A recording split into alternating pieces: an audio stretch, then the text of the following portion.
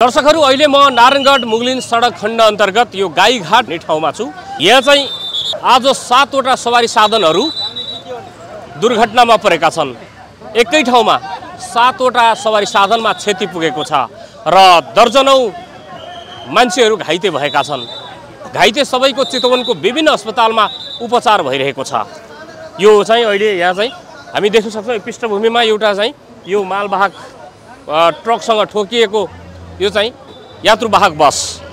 नारायणगढ मुगलिन सडक खण्ड यो चाहिँ देशकै एउटा उच्च जोखिम मानिने राजमार्ग हो। यहाँ चाहिँ कहिले माथिबाट ढुङ्गा खस्छ, कहिले पहिरो जान्छ। यो बाटो भएर यो राजमार्ग भएर यात्रा गर्दै गर्दाखेरि अत्यन्तै उच्च सावधानी अपनाउनु पर्छ। सवारी चालकको संयमता नभएर हो। लापरवाही भने के अरे सवारी चालकको संयमता भएको भए यो घटना हुँदैन थियो होला सायद। उहाँहरूले जब बत्तीपट्टि गर्ने ठाउँमा त्यो ओभरटेक गर्ने ठाउँ नै होइन। ओभरटेक गर्दाको नतिजा यो हो। बसले ओभरटेक गर्ने ठाउँ नै होइन। ओभरटेक नगर्दा त्यहीमाथि यस्तो टर्निङ छ, यहाँ टर्निङ छ, उकालो छ, अगाडि लोड बोकेको गाडी छ, आफ्नो अगाडि लोड गरेको गाडी छ, 3-4 गाडी लाइन लागेर बसिरहेछ लोडमा के अरे चढाइमा। उहाँले यस्तो लोड गाडीमा के अरे ओभरटेक गर्न त हुँदैन थियो, गर्नुभयो, दुर्घटना भयो। विनोद सर, यतिखेर हामी नारायणगढ मुगलिन सडक खण्डको यो गाईघाटमा छौँ होइन। तपाईँ त यो नारायणगढ मुगलिन सडक खण्डको धेरै बढी रिपोर्टिङ गर्ने मान्छे, एउटा पत्रकार होइन। आजको यो घटना कसरी लिनु भएको छ एउटा पत्रकारको नाताले? पक्कै पनि हामी यो ठाउँमा बिहानै 7 बजे हामीलाई यो खबर आएको थियो कि दुर्घटना भयो। लगत्तै चाहिँ हामीले चाहिँ पोस्ट पनि गरेका थियौँ र उद्धार गर्ने टोलीहरू पनि र प्रहरीहरू पनि र पत्रकार साथीहरू पनि सूचना समयमा पाएर उहाँहरू समयमा आउनु सफल हुनुभएको थियो। र हामी यो दुर्घटनाको प्रकृति हेर्दाखेरि चाहिँ यो जुन नारायणगढ मुगलिन सडक खण्ड बनिसकेपछि चाहिँ जुन यो सवारी चालकहरूले अत्याधिक द्रुत गतिमा चाहिँ सवारी साधन चलाउने, डिस्टेन्स मेन्टेन नगर्ने कारणले गर्दाखेरि पनि यो 7-7 वटा गाडी एकैपटक दुर्घटनामा परेको हामीले चाहिँ यो दुर्घटना स्थलमा आएर हेर्दाखेरि चाहिँ त्यो बुझ्न सक्छौँ। हामी जुन यो ठाउँमा आइरहेका छौँ र निर्माण सामग्री बोकेको यस्तो खालको जुन गाडी छ यसले चाहिँ के चिन्हहरू राख्नुपर्ने हुन्छ। हुन त यसले धेरै सेभ गरेको छ। योभन्दा अगाडि चाहिँ कस्तो पनि हुन्थ्यो नि, यो रोडहरू अगाडि आधा भाग अगाडि निकालेको अवस्था हुन्थ्यो। त्यो यदि निकालेको भए धेरै मानवीय क्षति पनि हुनसक्थ्यो। हामी यहाँ देख्न सक्छौँ यसले धेरै सेभ गरेको छ, जसले गर्दाखेरि मानवीय क्षति हुनबाट चाहिँ जोगिएको अवस्था छ। र हामी अगाडि देखाउन चाहन्छौँ तपाईँहरूलाई जुन यो दुर्घटना भयो यो सिधै एउटा बस चालकको लापरवाहीले गर्दाखेरि चाहिँ हामीले यो यति धेरै गाडीको सङ्ख्यामा चाहिँ दुर्घटना एकैपटक भएको हामीले भन्न सक्छौँ। टर्निङ छ, उकालो छ र यसरी यो यति लोड गाडी यो जुन चाहिँ टेलर छ रड बोकेर आएको, यो टेलर आफ्नो नियममा यो जुन यो लाइन तपाईँलाई म देखाउन चाहेँ यसको अर्थ पनि बुझ्नु जरुरी छ। यो भनेको ओभरटेक गर्नै पाइँदैन। यो ठाउँमा जबरजस्ती यो बस देख्न सक्छौँ यो चितवनबाट काठमाडौँतर्फ जाँदै गरेको यो 72 यसको गल्तीको कारणले गर्दाखेरि यो ठाउँमा लोड गाडीलाई उकालोमा ट्रनिङमा ओभरटेक गर्दाखेरि यो घटना हुन पुगेको। तसर्थ चालक मित्रहरूले कृपया ट्राफिक नियमको चाहिँ फलो गर्नु जरुरी छ। र म पटक हामी आवाज उठाइरहेका छौँ यो दुर्घटना भइसकेपछि झन्डै 2 घण्टा भइसकेको अवस्था छ। गाडीहरू धेरै जाममा बस्नु परेको छ। एकजनाको लापरवाहीले गर्दाखेरि हजारौं यात्रुहरू अहिले जाममा बस्नुपर्ने अवस्था छ। यो किसिमको चाहिँ शास्ति सर्वसाधारणले नभइरोस्, भोग्नु नपरोस् भन्नको लागि हामीले र्याकरको चाहिँ आवाज उठाइरहेका छौँ। तत्कालै र्याकर अथवा क्रेन ल्याएर यसलाई चाहिँ हटाउन सकेको भए प्रहरीले गर्नुपर्ने अनुसन्धान आफ्नो ठाउँमा हुन्थ्यो। घाइतेहरूको उद्धार भइसकेको अवस्था छ र यति धेरै सवारी साधनहरू जाममा बस्नुपर्ने थिएन। तसर्थ र्याकरको ठाउँमा परिचालन गर्नुपर्छ। बागमती प्रदेश ट्राफिक प्रहरी कार्यालय रामनगरमा छ। ठुलो किसिमको सवारी साधन, सानो किसिमको सवारी साधनहरूलाई चाहिँ दुर्घटना भए लगत्तै अथवा बीच भागमा चाहिँ गाडी बिग्रे हुने बित्तिकै चाहिँ त्यसलाई चाहिँ खाली ठाउँमा लैजानको लागि र्याकर तुरुन्त चाहिँ परिचालन गर्नुपर्ने जरुरी छ। यदि त्यो गरेको खण्डमा यस्तो किसिमको दुर्घटना भए लगत्तै अन्य सर्वसाधारणले चाहिँ यसरी जाममा बसिराख्नु पर्दैन थियो।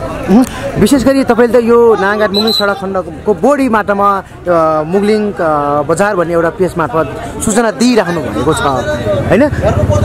कतिको म्यासेज फोनहरू आउँछ पछिल्लो समय यहाँलाई? एकदमै पक्कै हामी विगत 10-12 वर्ष अघिदेखि नै यो मुगलिन नारायणगढ सडक खण्डको चाहिँ हामी दैनिक रूपमा चाहिँ रिपोर्टिङ गर्छौँ। यो हाइवे खुल्ला छ, बन्द छ, पहिरो खस्यो अथवा दुर्घटना भयो भन्ने विषयमा चाहिँ हामीले नियमित रूपमा अपडेट गर्ने भएको कारणले गर्दाखेरि धेरै दर्शक श्रोताहरू अथवा फलोवर्सहरूले चाहिँ हामीलाई दुर्घटना भए लगत्तै उहाँहरू जो जाममा पर्ने बित्तिकै चाहिँ हामीलाई फोटो भिडियोहरू पठाउने गर्नुहुन्छ, जसले गर्दाखेरि चाहिँ हामीले सही सूचना समयमै पाउँछौँ।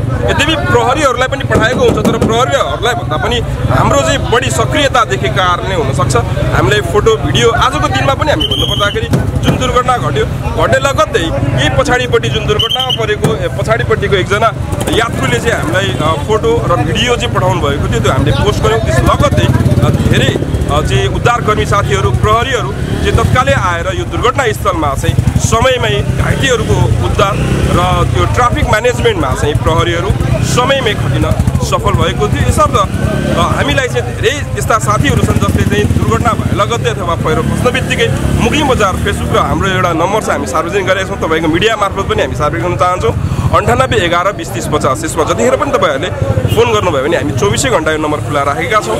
तपाईँहरूले हाइवेको अपडेट लिन मात्रै नभइकन जानकारी दिनको लागि पनि यो नम्बरमा सम्पर्क गर्न सक्नुहुन्छ। विशेष गरी नारायणघाट मुगलिङ सडक खण्ड भएर हिँड्ने यात्रुहरू भनौँ चालकहरूलाई के सुझाव दिन चाहनुहुन्छ यहाँ? पक्कै पनि यो मुगलिङ नारायणघाट सडक खण्ड मात्रै होइन, मुगलिङ काठमाडौँ सडक खण्ड यतिखेर निर्माणाधीन अवस्थामा छ। सडक खाल्टाखुल्टी छ, धेरै जुन जिम्मेवार पाएका निकायहरूले आफ्नो तरिकाले काम गरिरहेका छन्, तर पनि हामीले चाहिँ चालक यात्रुहरूले पनि ट्राफिक नियम चाहिँ यदि मान्ने हो भने ट्राफिक नियम चाहिँ हामी सबैले मान्ने, जस्तै ट्राफिक सङ्केतहरू चाहिँ हामीले चिन्न पर्यो र त्यो ट्राफिक सङ्केत र ट्राफिक नियमहरूलाई चाहिँ यदि मानेर चाहिँ हामीले यात्रा गर्ने हो भने यो हाइवेमा चाहिँ सुरक्षित साथ हामी दुर्घटना रहित यात्रा गर्न सक्छौँ। र सर 1 मिनट सर, एउटा हामीले आवाज उठाए 1 मिनट सर, जस्ट 1 मिनट। हामी कुराकानी गर्दा गर्दै एउटा अवसर मिलेको छ। हामी चाहिँ जिल्ला ट्राफिक प्रहरी कार्यालयका प्रमुख गायत्रीराज सर हामीसँग हुनुहुन्छ। एउटा आवाज हामीले उठाएको छौँ जुन कन्फ्युजनको विषयमा हामीले भनिरहेका थियौँ। सर स्वागत छ, हामी चाहिँ सप्तरङ्गी लाइभमा छौँ। Thank you. सर यो दुर्घटना भयो, अहिले दुर्घटना प्रकृति हेर्दाखेरि यसले ट्राफिक नियमको उल्लङ्घन गरेर नै ओभरटेक गर्न नमिल्ने ठाउँ जुन सङ्केत लगाएको ठाउँमा पनि यसले ओभरटेक गर्दाखेरि आज 7-7वटा दुर्घटना सवारी साधन दुर्घटना हुनु पुगेको छ। हुन त मानवीय क्षति चाहिँ भएको छ, तर घाइतेहरूको अवस्था के छ अहिले सर? उपचारको लागि ल्याइसकेको अवस्था हो, घाइते उपचाररत हुनुहुन्छ, त्यो हस्पिटलले डिक्लेयर गर्छ अहिले उपचारको क्रममा हुन्छ। मैले बारम्बार भन्ने गरेका छौँ, हामीले हरेक कार्यक्रममा भन्ने गरेका छौँ सवारी नियम भनेको जीवन मरणको नियम हो। हामीले स्कुलमा पढ्ने स्कुलमा हुने कुराहरूमा हामी कुनै पनि दुविधा नहौँ, सवारी नियम पालना गरौँ, आफू बचाउँ।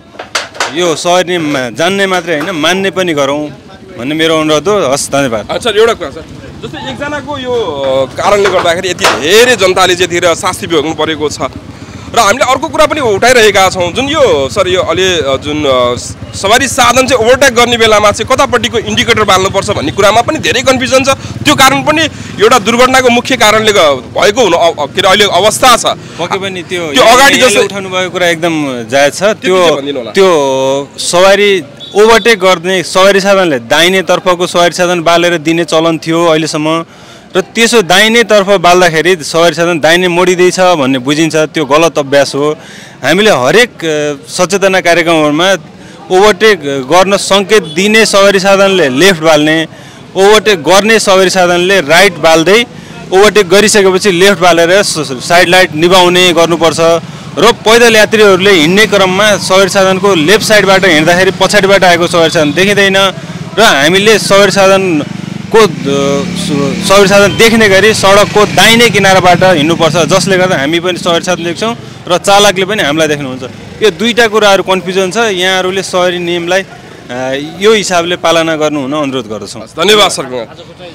अध्यक्ष पनि सुनिहाल्नुभयो, दुर्घटनाको कारणहरूमध्येको एउटा यो मुख्य एउटा कारण छ ट्राफिक सङ्केत, जुन चाहिँ हामीले ओभरटेक गर्ने सवारी साधनले कुन बत्ती बाल्ने र ओभरटेक गर्न दिँदाखेरि कुन बत्ती कतापट्टिको बत्ती बाल्ने भन्ने कुरामै कन्फ्युजन हुँदाखेरि चाहिँ दुर्घटनाहरू प्रायः जसो भइरहेको छ। हुनसक्छ यो पनि त्यही कारण हुनसक्छ। हामी देखिरहेका छौँ यो ठाउँमा यो हाइवेमा चाहिँ यो सङ्केत ट्राफिक नियम एकरूपता नहुँदाखेरि चाहिँ धेरै मात्रामा चाहिँ दुर्घटना भइराख्ने, धेरै जनधनको क्षति भइरहेको छ। यसतर्फ चाहिँ सम्बन्धित निकायले एउटा सचेतना कार्यक्रम गरेर नै दुर्घटना न्यूनीकरणको कार्यक्रम चाहिँ चलाउनुपर्छ जस्तो लाग्छ। यहाँनिर जुन एउटा सङ्केत चिन्ह लगाएको हुन्छ, बीच भागमा राखिएको जुन रेखाङ्कन गरिएको हुन्छ, यो पहेँलो सेतो र उतापट्टि फेरि पहेँलो हुन्छ। यसको अर्थ यो पहेँलोभन्दा उतापट्टि पैदल यात्रीहरूको लागि चाहिँ छुट्याएको भाग भनेर बुझ्नुपर्छ। त्यस्तै बिचमा राखिएको जुन सेतो घेरा हुन्छ त्यो सेतो घेराको मतलब चाहिँ के हुन्छ भने लेन छुट्याएको हुन्छ। आउने गाडीहरू सेतो भागभन्दा दायाँतर्फ, जाने गाडीहरू सेतो भागभन्दा बायाँतर्फबाट चाहिँ हिँड्नुपर्ने हुन्छ। र सेतो रेखाङ्कन गरेको जुन कलर जुन छ, लाइनिङ पनि छ, यो दुई किसिमको हुन्छ।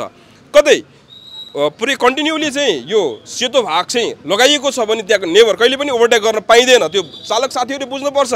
जहाँ चाहिँ डट झन्डै 1.5 मिटरको चाहिँ लम्बाइमा चाहिँ सेतो घेरा लगाएको हुन्छ त्यो ठाउँमा मात्रै सुरक्षित तरिकाले उताबाट गाडी आएको नआएको अथवा अगाडिको गाडीले चाहिँ यदि तपाईँलाई पास दिएको छ भने मात्रै तपाईँहरूले ओभरटेक गर्न सक्नुहुन्छ। तर यो किसिमको ठाउँमा यो अहिले यो दुर्घटना स्थलमा आइराख्दाखेरि त्यो नियम उल्लङ्घन गरेको छ, जसको कारणले गर्दाखेरि यो दुर्घटना हुनु पुगेको छ।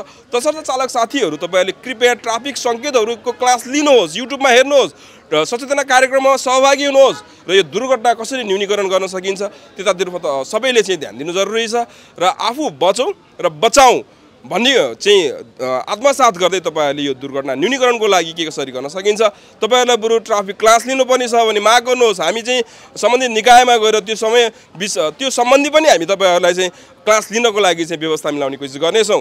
तर ट्राफिक नियम उल्लङ्घन नगर्नुहोस्। धेरैले अकालमा ज्यान गुमाइसकेको छ। मुगलिङ नारायणघाट सडक खण्ड मात्रै होइन, मुगलिङ काठमाडौँ, मुगलिङ पोखरा हरेक ठाउँमा चाहिँ यो ट्राफिक नियम उल्लङ्घन गरेको कारणले गर्दाखेरि नै यस्तो किसिमको दुर्घटनाहरू हुनु पुगेको छ। तसर्थ यसतर्फ सबैले ध्यान दिनु जरुरी छ। धन्यवाद कुराङलाई।